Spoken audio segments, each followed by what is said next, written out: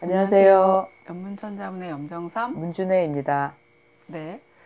오늘은 제 21강의 8글자를 배우시게 됩니다. 네. 그 8글자는 여모, 정열, 남, 효, 재량의 8글자입니다. 이제 앞에 4글자부터 먼저 설명을 해주시겠습니다. 네. 여는 여자, 여자, 모는 네. 사모할 모자, 네. 정은 고들 정자, 렬은 매울 열자입니다. 네. 그래서 간단하게 구절을 해석해 보면 네. 여자는 곧고 또 굳센 지조를 사모해야 한다, 이렇게 해석할 수 있습니다. 네. 그럼 이제 글자를 설명을 해주실까요? 네네. 여자부터 보실까요? 갑골문의 형태를 보시면 네. 여자가 이제 무릎을 꿇고 네. 앉아 있고 두 손은 이제 다소곳이 이렇게 네. 교차해서 있는 모습을 그대로 상영한 글자입니다. 네. 예. 그래서 이제 여성의 손을 모아서 그림으로 인해서 네. 이제 가슴 부분의 특징을 살려준 것이라고 보이고요. 그것이 이제 후대에 서주 시기의 문자로 가면 이제 무릎을 굽힌 것 같은 모습이 좀 펴지면서 네. 글자의 모양이 조금 달라지고 네. 나중에는 이제 그 다리 부분이 아예 없어지게 되면서 네. 손을 교차하고 있는 모습만 남아 있다가 그것을 이제 시계 반대 방향으로 조금 이렇게 틀어주면 네. 오늘날의 글자 여자 여자가 이제 나오게 됩니다. 네. 보기에는 이 여자 여자가 굉장히 아름답고 이렇게 균형이 잡힌 그런 해서자형으로 지금 우리한테 전해지는데 네. 실제로 쓰려고 하면 이 여자 여자가 참 안 써져요. 그죠? 네. 예. 이런 자형의 네. 변화를 거쳐서 왔는데요. 여자라는 의미가 이제 기본 의미지만 그때의 여자는 이제 네. 결혼한 여자를 가리키는 경우가 많습니다. 그래서 그렇군요. 이제 부인을 의미하는 네. 부자로 설문해자에서는 이제 해석이 되어 있어요. 네. 그 다음 글자는 모자인데요. 그 다음 글자는 네. 사모할 모자인데요. 이 네. 글자는 우리가 이제 지난 시간에 네. 글자 공자를 배우면서 그렇죠. 이제 네. 마음심자가 네. 글자의 구성 성분으로 쓰일 때 이런 형태로 쓰이는 것을 이제 배운 적이 있습니다. 네. 그래서 윗부분은 이제 부정을 하는 아니다라는 의미의 막자로 보이고 네. 아랫부분이 이제 마음심으로 보이죠. 그렇죠. 네. 네. 그런데 이제 이 글자가 어떻게 해서 모라는 사모할 모가 됐느냐 네. 이제 궁금할 텐데요. 네. 이 마음심이니까 이제 사람의 이제 심리 현상이니까 네. 거기서 이제 사모할 모자가 나왔다고 보시면 되고 위에 부분이 그러면 발음 성분으로 쓰인 이제 형성자가 돼야 되는데 네. 발음은 막이고 네. 아무도 아니다 부정이지만 이 글자가 원래 해가 네. 저물다라는 의미의 모자입니다. 그래서 갑골문의 모습을 보시면 풀 사이에 해가 있는 모습이거든요. 그럼 예. 풀 사이로 해가 지는 모습이네요. 그렇죠. 그래서 이게 원래 저물 모자인데 네. 이것이 이제 아니다라는 전혀 다른 의미로 쓰였으니까 이것은 이제 가차가 된 거죠. 그렇죠. 그래서 가차가 돼서 쓰이면서 오늘날의 저물 모자를 생각해 보시면 이 안일 막자 밑에 뭐가 있나요?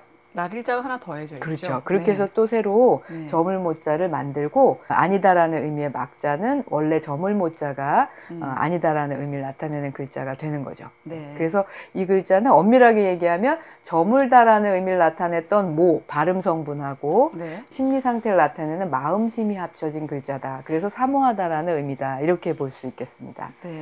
그 다음 글자는 네. 이제 고들 정자인데요. 네. 예. 이게 이제 왜 곧다라는 의미가 되는지 한번 볼까요? 위에 있는 글자는 이제 점 복자거든요. 그렇죠. 예, 네. 점을 친다는 의미의 복자고 아래에 있는 거는 조개패 같이 보이는데요. 그렇죠. 해서자형은. 예. 네. 그런데 점과 조개 이게 이제 어떻게 해서 곧다는 의미가 됐는지 거기에서는 이제 의미를 찾기가 어렵습니다. 예. 그러면 이제 자형 설명을 좀 다르게 할 수밖에 없네요. 네. 그래서 네. 갑골문을 보시거나 이제 서주 시기의 금문을 보시면 네. 그 처음에 이제 글자는 이게 솥 정자라고 해서 왜 세 발 달린 솥이 있잖아요. 네, 중국에. 예. 그 솥을 그대로 상용한 글자예요. 그러다가 상나라 때 후기의 글자로 가면 전복자가 이렇게 들어가고 네. 서주 시기에도 이렇게 전복자가 들어가게 되죠. 네. 그래서 이 글자는 이 솥 정자가 발음 성분인 거고 위에 있는 점 복자가 점을 치다라는 의미입니다. 네. 그래서 설문해자에 보면은 이 글자를 점을 쳐서 묻는다는 의미가 본래 의미라고 되어 있어요. 아, 그러니까 원래 정자는 갑권문에도 굉장히 많이 나오는 맞습니다. 글자이죠. 예. 그때도 점친다는 네. 뜻의 글자고 점치는 그렇죠. 사람을 뜻하기도 하고 그렇죠. 그렇죠? 점치는 네. 사람을 정인이라고 해서 고유하게 이제 그런 업무를 수행하는 사람을 부르는 명칭도 따로 있을 정도거든요. 네. 그래서 원래 이 글자의 의미는 점을 쳐서 신에게 묻다 이런 네. 의미예요. 네. 그런데 이 글자가 지금은 네. 곧다는 의미로 쓰이잖아요. 네. 근데 곧다는 의미의 정자 하면 떠오르는 글자가 있지 않으신가요? 바르다라고 하는 뜻의 정자죠. 그렇죠. 네. 바를 정자. 네. 그래서 이 고들 정자가 본래 의미와 관계없이 발음이 같은 네. 바를 정자를 표현하게 되면서 네. 이 두 글자가 이제 통용이 되기 시작하는 거죠. 그래서 네. 나중에는 점치다라는 의미를 잃어버리고 네. 지금은 이제 고들 정자로 쓰이고 네. 있습니다. 아, 그렇군요. 네. 자, 그 다음에 글자는 열자입니다. 정열자인데 네. 이거는 우리가 진수열장 할 때 배웠던 그 열자. 네, 벌릴 열자. 예, 예. 네. 그 윗부분은 그 벌릴 열자니까 이게 이제 발음일 거고요. 네. 밑에 점 4개 있는 것은 불화자가 다른 글자하고 합쳐져서 이제 네. 글자의 아랫부분에 쓰이게 될 경우에 이렇게 모양을 바꾸는 거죠. 그렇죠. 그래서 밑에가 불화자여서 처음 의미는 불꽃이 맹렬하게 타오르는 것라는 의미인데 나중에는 이제 불꽃뿐만 아니라 모든 맹렬한 것, 모든 강렬한 것 이런 것들을 다 가리키는 글자가 되었습니다. 네.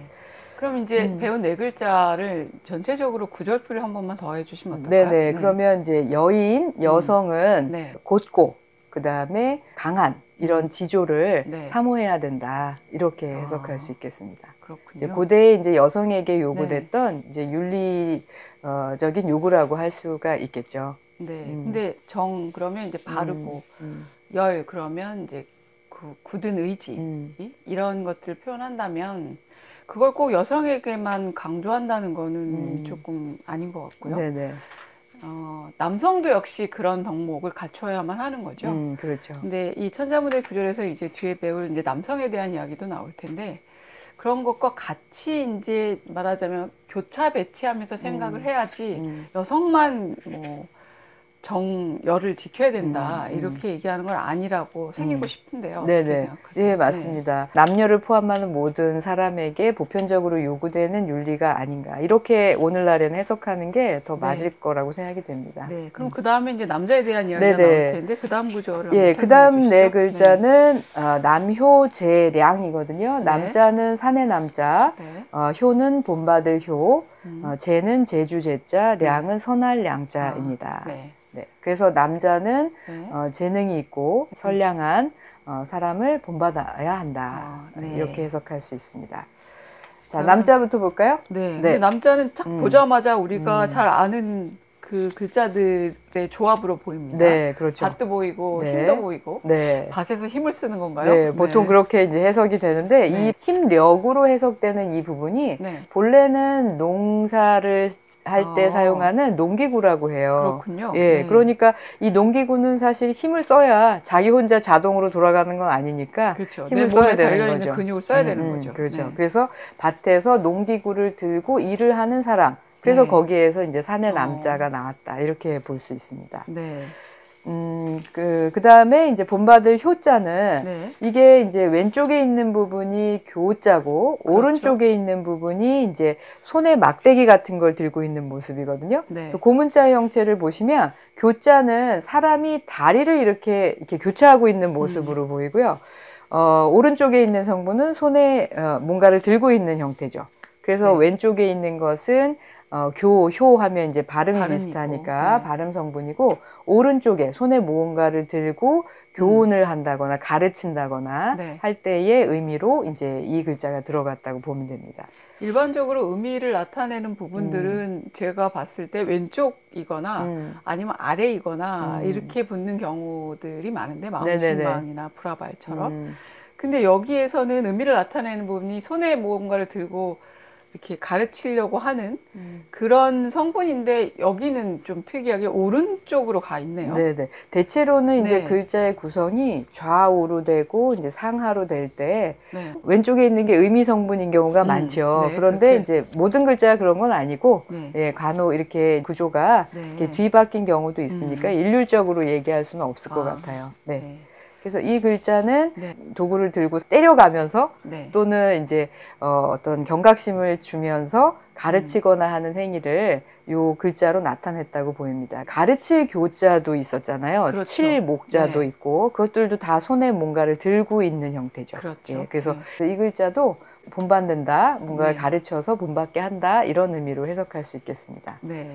근데 원래는 소전에서 보면 손에 뭘 들고 있는 모양인데 해서로 바뀌면 마치 그럴 문자처럼 유사한 모양으로 바뀌었어요. 그렇죠. 그래서 이게 등그럴문방이라는 이제 부수의 이름을 가지고 있습니다. 네. 근데 그럼 의미상으로 보면 문자와는 관계가 문자하고 관계는 없는 거죠. 네. 네. 그렇게 오해하면 안 되는군요. 네. 네, 알겠습니다. 자, 그다음 글자는 이제 네. 제주 제자인데요. 네. 이 글자는 제주라는 의미를 글자를 보면 보이시나요? 제주요? 네, 제주가 없어가지고 제가 글자가 잘 보이지는 않는데 네. 제주 제자가 굉장히 간단한 글자죠, 그렇죠? 그렇죠. 네. 그래서 이 지금 쓰는 것도 겨우 세 획으로 네. 이제 제주 제자를 표현하는데요. 네. 갑골문의 형태를 보시면 이게 한일자처럼 보이는 무언가 네. 위에 조금 삐지고 올라온 형태거든요. 네. 아래에 오히려 더 많은 부분이 그렇죠. 남아있고 위로 조금 올라온 상태예요. 그래서 이거는 흙을 상징했다고 생각되는 이게 한일자 그 부분을 싹이 나면서 조금 뚫고 온 상태, 그 상태를 표현해서 사실은 이렇게 초목이 땅을 뚫고 나오는 모양을 상용한 글자라고 합니다. 거기에서 이제 많이 뚫고 나온 게 아니라 시간적으로 조금 뚫고 나왔으니까 이제 겨우라는 의미가 이제 생겨나게 된 거죠. 네.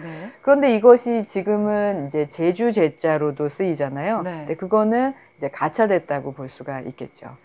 혹시나 이제 완전히 그 의미가 관계없어 빌렸다라고 하기보다는 어떤 것이 나기 위해서는 그 땅에 뿌리 박혀 있는 그 본 바탕, 바탕이라고 하는 거에 의해서 결정되기 때문에 거기에 혹시 제주, 바탕 이런 뜻도 연결된다고 볼 수는 없을까요? 그럴 수도 있겠네요. 그러니까 완전히 별개의 가차된 의미라기보다는 땅이라고 하는 그 바탕을 뚫고 나온다 해서 바탕이 되는 것, 거기에서 어떤 재능이라는 그런 것도 충분히 가능한 해석인 것 같습니다.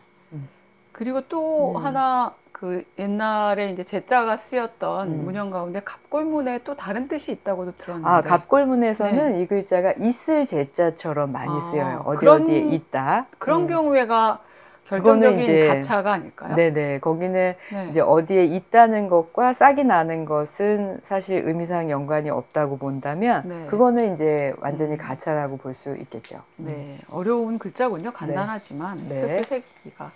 자, 그럼 마지막 글자 량자를 이 량자는 지금은 어질다는 건 이제 선하다 이런 의미인데요. 글자의 모양만 봐서는 이게 왜 어질다는 의미가 돼야 되는가에 대해서 이제 설명이 어렵습니다. 그래요? 글자는 좋은 글자인데, 그렇죠? 어질 량자. 설문 소전부터 출발해 볼까요? 거기에 보시면 이제 그 맨 아래에 이를 망자.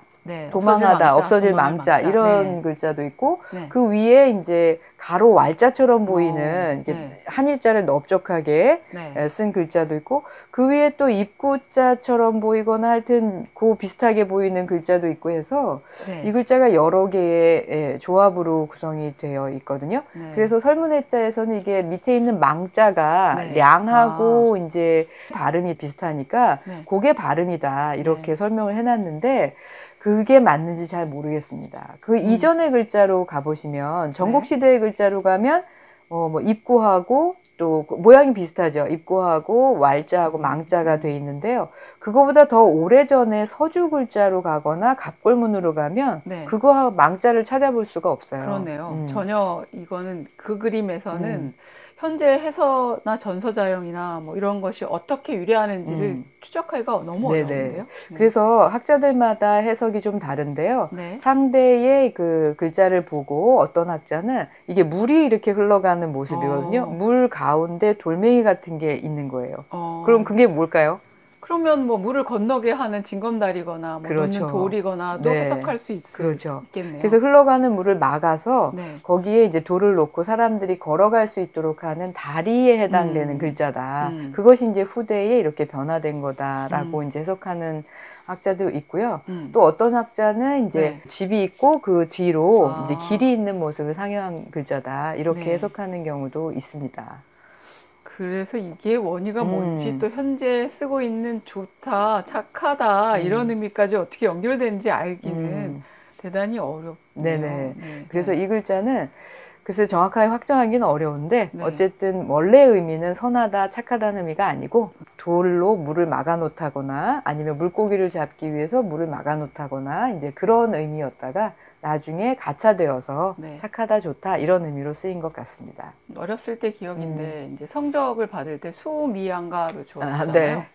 그럴 때 이 양자가 바로 이 양자인데 보통 성적을 잘 받으면 수를 받으면 굉장히 좋아하고 양가를 받으면 굉장히 슬퍼했거든요. 아름다울 미자에 이게 좋을 양자에 막 이렇게 썼는데 네. 자 그러면 이제 네. 그 네 글자 배운 것을 한번 정리해 주시죠. 네, 그래서 남효재량이라고 하면 네. 남자는 재주 있는 재능 있는 사람. 네. 여기서 그냥 재능과 선함이라고 하면 추상적이니까요. 네. 재주가 있고 네. 또 선량한 사람을 본받아야 한다 이렇게 해석할 수 있고요. 네. 전체적인 구절을 해보면 네. 여성은 곧고 네. 또 굳센 지조를 사모해야 되고 그렇죠. 남성은 네. 재능과 또 선량함을 가진 사람을 본받아야 한다. 예, 이렇게 해석할 수 있습니다. 자, 이제 8글자를 모두 배웠는데요.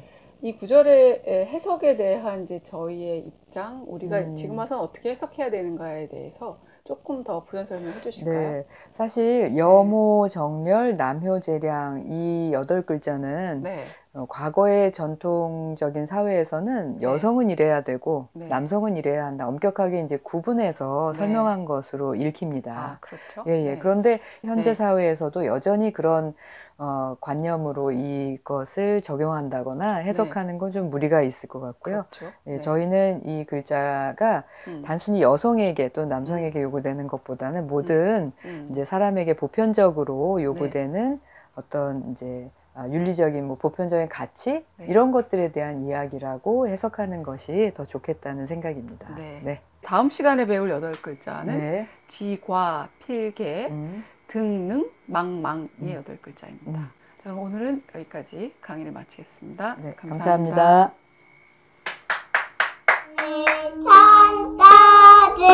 찬따지